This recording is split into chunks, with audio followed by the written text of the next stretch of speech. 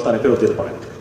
নির্বাচনী পরিবেশ সৃষ্টির লক্ষ্যে এই ব্রিগেড মোতায়েনকালীন সময়ে বিপুল সংখ্যক সন্ত্রাসীকে গ্রেফতার করেছে এবং বিপুল পরিমাণ অস্ত্র, গোলাবারুদ এবং মাদকদ্রব্য উদ্ধার করেছে, যা নিরাপত্তা নিশ্চিতকরণে একটি মুখ্য ভূমিকা রাখছে বলে আমরা বিশ্বাস করি।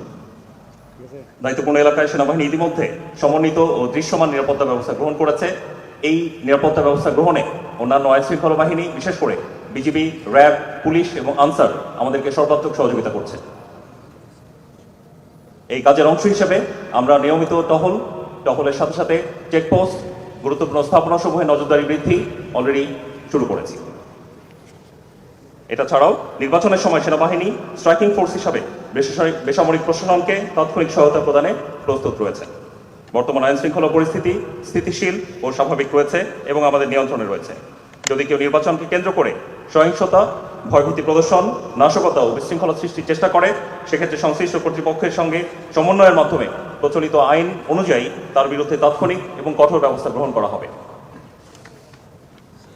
আমরা গণমাধ্যম কর্মী যারা উপস্থিত মাধ্যমে আমরা রাজনৈতিক দল, প্রার্থী এবং প্রার্থীর এজেন্ট তাদেরকে জানাতে চাই, আপনারা আনন্দমুখর পরিবেশে নির্বাচনের যে প্রচারণা কার্যক্রম চলমান রয়েছে সেটা জারি রাখেন এবং আপনাদের কাছেও নিরাপত্তা হানিকর কোনো তথ্য থাকলে আমাদেরকে জানাবেন, আমরা তৎক্ষণাৎ তার বিরুদ্ধে ব্যবস্থা গ্রহণ করব।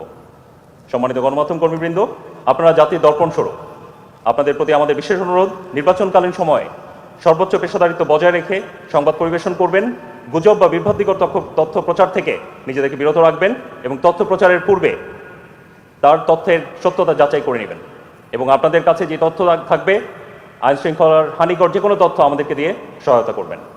পরিশেষে বাংলাদেশ সেনাবাহিনীর দায়িত্বপূর্ণ এলাকায় আইন শৃঙ্খলা ও নিরাপত্তা নিশ্চিত করতে সর্বদা প্রস্তুত ও প্রতিশ্রুতিবদ্ধ। আপনাদের মাধ্যমে আমরা সাধারণ জনগণকে আশ্বস্ত করতে চাই, আসন্ন নির্বাচনে তারা নিরাপদে ভোটাধিকার প্রয়োগে কোনোরূপ ঝামেলা সৃষ্টি হবে না এবং সেরকম কোনো সম্ভাবনা দেখা দিলে আমরা কঠোর হস্তে তা দমন করব। সবাইকে ধন্যবাদ।